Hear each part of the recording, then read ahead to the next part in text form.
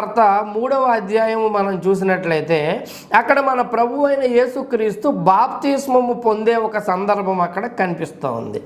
యేసయ్య బాప్తిస్మం ఇచ్చే యోహాను దగ్గరికి వెళ్ళి బాప్తిస్మం పొందుతూ ఉన్నారు ఆ సందర్భంలో. అయితే ఆ సందర్భంలో కూడా మనకి ముగ్గురు కనిపిస్తారు. బాప్తిస్మము పొందుతున్నది యేసయ్య అని ఒక వ్యక్తి అయినప్పటికీ ఈ తండ్రి కుమార పరిశుద్ధాత్మలను త్రిత్వమై ఉన్న దేవుని యొక్క ఉనికి అక్కడ కనిపిస్తూ ఉంది. ఎట్లాగంటే ఇప్పుడు బాప్తిస్మము పొందుతున్న వారెవరు? యేసుక్రీస్తు కుమారుడైన యేసుక్రీస్తు. అయితే బాప్తిస్మము పొందుతున్న క్రమములో అక్కడ రాయబడి ఉన్నమాట, ఆకాశము తెరవబడెను, ఈయన నా ప్రియ కుమారుడు, ఈయన యందు నేను ఆనందించుచున్నానన్న మాట ఆకాశము నుండి వినబడెను అని వ్రాయబడి ఉంది. అయితే పలికిన వారెవరు? తండ్రి అయిన దేవుడు. ఏమంటున్నాడు పలికిన తండ్రి అయిన దేవుడు? ఈయన నా ప్రియ కుమారుడు, ఈయన యందు నేను ఆనందించుచున్నానని